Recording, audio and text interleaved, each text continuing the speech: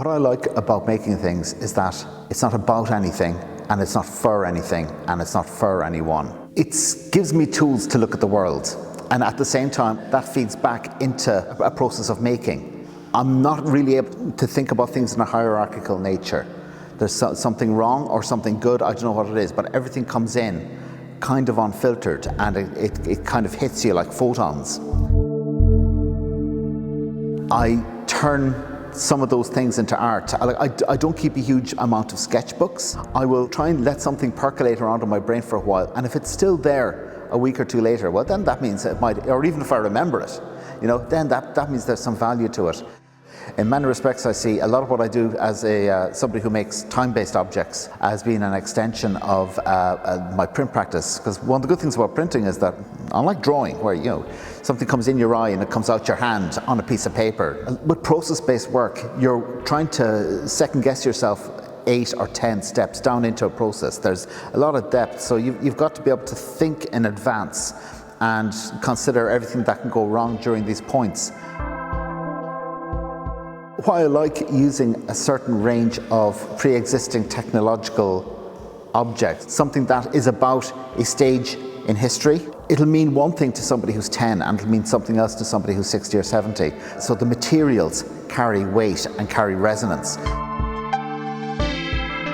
So when I was a youngster growing up in North Kerry, I never saw an art gallery till I went to art college. I didn't really know what art was. I didn't go to art school to even do art. All of my visual education came from TV, and it came from bootleg videotapes from dodgy shops. When a lot of what you're consuming, which I can now recognize as being art, was from what was current contemporaneous popular culture. There's an idea of how art history begins. You get, the classic book is from Giotto to Cézanne, but I barely knew who Cézanne was. When at the same time I was looking at all the album covers from Factory Records, which was a curated, the whole Factory aesthetic, for example, was this curated thing, and I didn't know that I was actually being subjected to the aesthetic of a curator. So I like the idea of going from paper to digital to process, then now putting back into an analog thing that is dependent on a piece of light shining through a shiny piece of film onto a wall.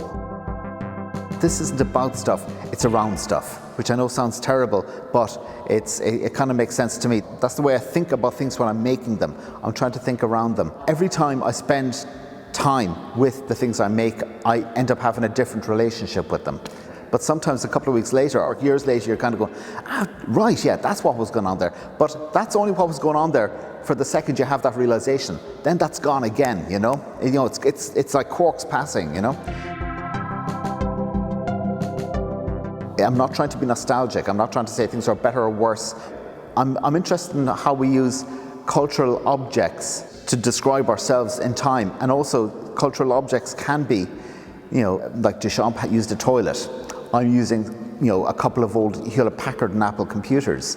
Yeah, I like making art because it helps me look at the world and helps me make sense of what I'm surrounded by. And also the art community of curators, of gallerists, of artists, of people involved in the education world, I think is actually quite a decent and generous community that runs on goodwill and compassion and empathy. And if it doesn't have those things, it falls down.